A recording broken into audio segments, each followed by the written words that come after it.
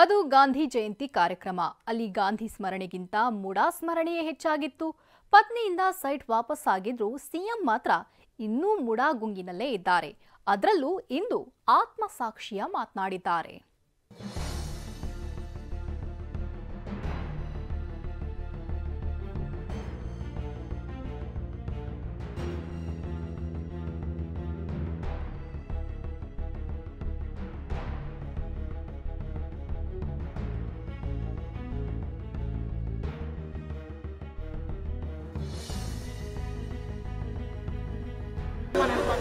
ತಲೆಗೆ ಗಾಂಧಿ ಟೋಪಿ, ಕೈಯಲ್ಲಿ ರಾಷ್ಟ್ರಧ್ವಜ, ಶ್ವೇತವರ್ಣದ ಬಟ್ಟೆ ತೊಟ್ಟ ನಾಯಕರು ದೇಶಭಕ್ತಿಯ ಸಂದೇಶ ಸಾರುತ್ತಾ ಬೆಂಗಳೂರಿನ ರಸ್ತೆಯಲ್ಲಿ ಪಾದಯಾತ್ರೆ ಮಾಡ್ತಿದ್ರು.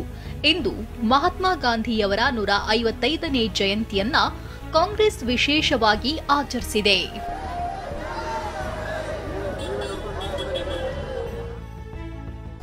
ಕಾಂಗ್ರೆಸ್ ನಾಯಕರಿಂದ ಗಾಂಧಿ ಜಯಂತಿ ನಡಿಗೆ. ಗಾಂಧಿ ಭವನದಿಂದ ವಿಧಾನಸೌಧದವರೆಗೆ ಸಿಎಂ ಡಿಸಿಎಂ ಹೆಜ್ಜೆ. ರಾಷ್ಟ್ರಪಿತ ಮಹಾತ್ಮ ಗಾಂಧೀಜಿಯವರ 155ನೇ ಜಯಂತಿ ಜತೆ ಗಾಂಧಿ ಕಾಂಗ್ರೆಸ್ ಅಧ್ಯಕ್ಷತೆ ವಹಿಸಿದ್ದ ದಿನಕ್ಕೆ ಬರೋಬ್ಬರಿ 100 ವರ್ಷವಾಗಿದೆ. ಶತಮಾನೋತ್ಸವವನ್ನ ವಿಶೇಷವಾಗಿ ಆಚರಿಸಿದ ಕಾಂಗ್ರೆಸ್ ನಾಯಕರು ಗಾಂಧಿ ಭವನದ ಮಹಾತ್ಮನ ಪ್ರತಿಮೆಗೆ ಮಾಲಾರ್ಪಣೆ ಮಾಡಿದ್ರು.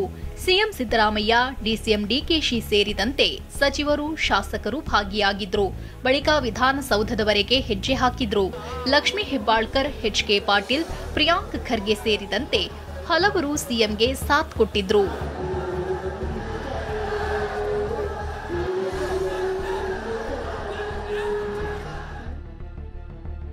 ಗಾಂಧಿ ಜಯಂತಿಯಲ್ಲೂ ನಾಯಕರಿಂದ ಮುಡಾ ಮಂತ್ರ.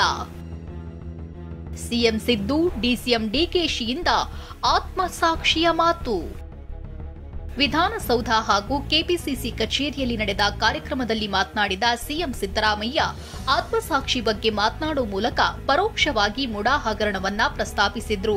ಗಾಂಧೀಜಿ ಹೇಳಿಕೆಯನ್ನೇ ಇಟ್ಕೊಂಡು ವಿರೋಧಿಗಳಿಗೆ ಟಾಂಗ್ ಕೊಟ್ಟಿದ್ರು.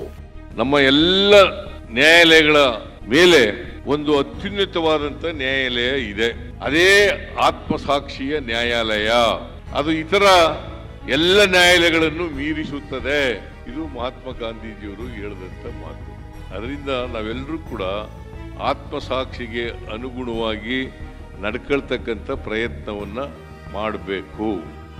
ಸಿಎಂ ಮಾತ್ರವಲ್ಲ, ಡಿಸಿಎಂ ಡಿಕೆ ಶಿವಕುಮಾರ್ ಸಹ ಇದೇ ವಾಕ್ಯವನ್ನ ಪ್ರಸ್ತಾಪಿಸ್ತಾ ನಮ್ಮ ಎಲ್ಲಾ ನ್ಯಾಯಾಲಯದ ಮೇಲೆ ಒಂದು ನ್ಯಾಯಾಲಯ ಇದೆ ಅಂತ ಆತ್ಮಸಾಕ್ಷಿ ವಿಚಾರವನ್ನೇ ಹೇಳಿದ್ರು.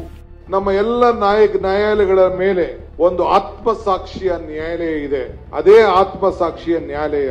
ಗಾಂಧೀಜಿಯವರು ಹೇಳಿದಂತ ಮಾತನ್ನ ಇವತ್ತು ನಮಗೆ ನೆನಪು ಮಾಡಿಕೊಟ್ಟಿದ್ದಾರೆ. ಇವತ್ತು ನಾವು ಭಾವನೆ ಮೇಲೆ ರಾಜಕಾರಣ ಮಾಡ್ತಾ ಇಲ್ಲ, ಬದುಕಿನ ಮೇಲೆ ರಾಜಕಾರಣ ಮಾಡ್ತಾ ಇದ್ದೀವಿ.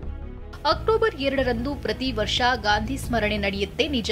ಆದ್ರೆ ಮುಡಾ ಹಗರಣದ ನಡುವೆ ಬಂದಿರೋ ಗಾಂಧಿ ಜಯಂತಿ ಡಿಫ್ರೆಂಟ್ ಆಗಿ ಕಂಡಿತ್ತು. ಅನಿಲ್ ಕಲ್ಕೆರೆ, ಟಿವಿ9 ಬೆಂಗಳೂರು.